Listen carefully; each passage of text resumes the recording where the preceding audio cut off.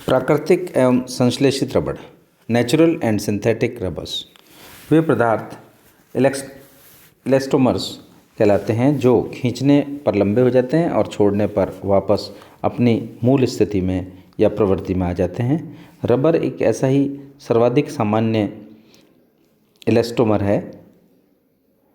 स्रोत के आधार पर रबड़ प्राकृतिक या संश्लेषित हो सकते हैं। सर्वप्रथम हम बात करेंगे नेचुरल रबर्स की, अर्थात प्राकृतिक रबड़ की। प्रकृति में रबड़ के पेड़ से प्राप्त होने वाला रबड़ प्राकृतिक रबड़ कहलाता है। इसका संगठन C5H8 9 टाइम्स होता है और जब इसे ऑक्सीजन की अनुपस्थिति में विघटित किया जाता है तो आइसोग्रीन बनता है, जिसका IUPAC नेम 2-मिथाइल-1,3-ब्यूटाडाइन है। आइसोप्रीन या 2-मिथाइल-1,3-ब्यूटाडाइन आइसोप्रीन के दो द्विबंध होते हैं। अतः यदि दो इकाइयाँ परस्पर संयुक्त होती है तो दोनों का एक एक बंध, डबल बंध बॉन्ड कम हो जाएगा और इकाई एक एक द्विबंध वाली रह जाएगी। प्राकृतिक रबड़ के बहुलक अणु के लगभग 11,000 से 20,000 तक आइसोक्रीन इकाइयाँ पाई जाती है। अतः प्राकृतिक रबड़ को हम आइसोग्रीन या 2-मेथिल-1,3-ब्यूटाडाइन कहते हैं। प्राकृतिक रबड़ की बहुलकीय श्रृंखला में समस्त CH2CH2 समूह एक ही तरफ अर्थात सिस फॉर्म में होते हैं, जबकि प्रकृति से पाए जाने वाला एक विशेष रबड़ गट्टा पर्चा में समतल CH2CH2 समूह विपरीत दिशा अर्थात ट्रांसफॉर्म में पाए जाते हैं। अर्थात प्राकृतिक रबड़ व गट्टा रबड़ पर्चा संरचनाओं के रूप में यदि प्रदर्शित किया जाए तो वो सिस और ट्रांसफॉर्म में आता है। प्राकृतिक रबड़ को प्राप्त करने के लिए की क्या विधि है, मीन्स मेथड्स ऑफ आइसोलेशन। रबड़ के पेड़ होते हैं जिन्हें विभिन्न प्रकार से काट कर रबड़ प्राप्त किया जा सकता है। रबड़ के पेड़ भारत में मैक्सिको, अफ्रीका, वेनेजुएला आदि में पाए जाते हैं। यदि इन रबड़ के पेड़ों के तनों को चीरा लगाया जाए तो दूध जैसा पदार्थ निकलता है जिसे लेटेक्स कहा जाता है। वस्तुतः यही जल से रबड़ को कोलाइडी विलयन होता है जिसकी डेंसिटी 0.983 और pH 7 से 7.2 तक होती है। इसमें 30 से 40% तक रबड़ के कण पाए जाते हैं, 0.3% प्रोटीन पाया जाता है, 0.25% शुगर्स होती है और 0.5% होती है और शेष जल होता है।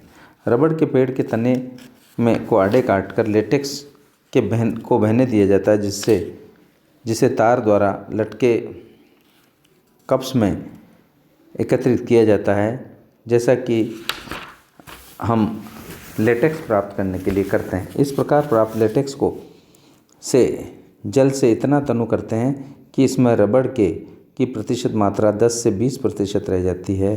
फिर इसमें 1% एसिटिक एसिड मिलाया जाता है, जिससे रबड़ के कोलाइडी कण कोगुलेट होकर अक्षेपित हो जाते हैं। इसे छान कर अलग कर लेते हैं। इस प्रकार रबड़ से प्रत्यास्था कम होती है, वह चिपचिपा होता है और इसमें जल को प्रतिकर्षित करने वाटर रिपेलेंट की क्षमता होती है। यह तनु अम्लों व क्षारों में अविलेय होता है, लेकिन carbon disulphide, chloroform, benzene, ether, petrol, तारपीन अर्थात ऑर्गेनिक सॉल्वेंट्स में विलयशील होता है। इसकी तनन क्षमता व मजबूती भी कम होती है, अतः इस रूप का अधिक उपयोग नहीं किया जा सकता है। प्रमुख रूप से ये जूते बनाने में, बरसाती कोट, गोल्फ की गेंद आदि बनाने के काम में लिया जाता है। प्राकृतिक रबड़ को अधिक उपयोगी बनाने के लिए इसका वल्कनाइजेशन किया जाता है।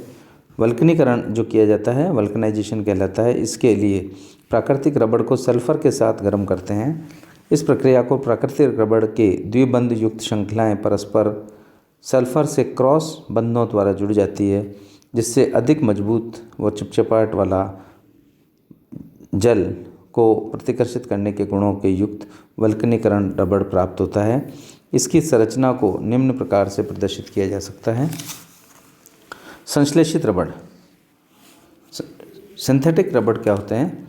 विश्व में रबड़ को बढ़ते हुए उपयोग को देखते हुए प्राकृतिक रबड़ बहुत कम मात्रा में पाया जाता है, अतः इसे संश्लेषित रबड़ के रूप में इसको बनाया जाना आवश्यक था, इसलिए संश्लेषित रबड़ बनाया जाने लगा। रबड़ के गुण व संगठन की जानकारी से इसको संश्लेषित प्रभाव संपन्न हो पाई।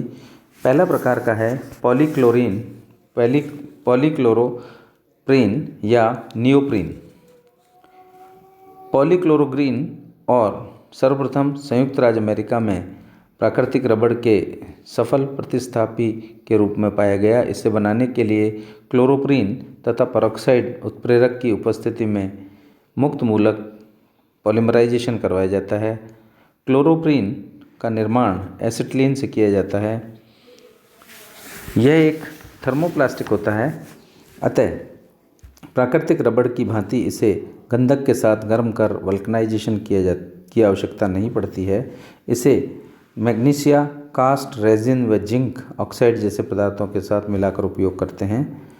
प्राकृतिक रबड़ की तुलना में उच्च कोटि का एक सामान्य उपयोग वाला रबड़ है।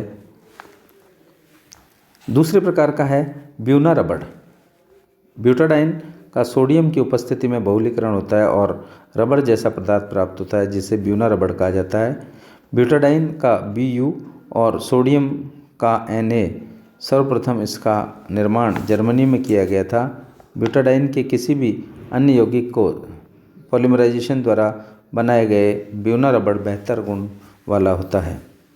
यह ब्यूना रबड़ भी दो प्रकार का हो सकता है, ब्यूना N और ब्यूना S, जहाँ N नाइट्रल व रबड़ ब्यूटाडाइन और एक्रोफेनिलाइट्राइल के पॉलीमराइजेशन से प्राप्त होता है। सोडियम उत्प्रेरक की उपस्थिति में यह एक्रिलोनाइट्राइल व 2 भाग ब्यूटाडाइन के पॉलीमराइजेशन से ब्यूना N का निर्माण होता है।